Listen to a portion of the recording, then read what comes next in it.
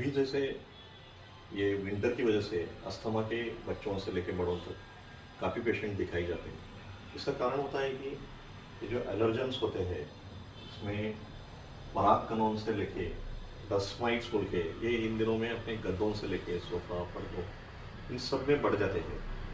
तो फिर वो ज़्यादा सेंसिटाइज करके इन्फ्लेमेशन बढ़ जाता है सांस की नलियों से लेके नाक से साइनस में, और फिर पोस्ट नेजली भी जो सर्दी है वो सांस की नलियों को और तकलीफ देती है। ये मेन रीज़न होता है, और इसके ऊपर अगर हम काम करेंगे प्रॉपर टेस्ट करके तो इसका बहुत फ़ायदा होता है।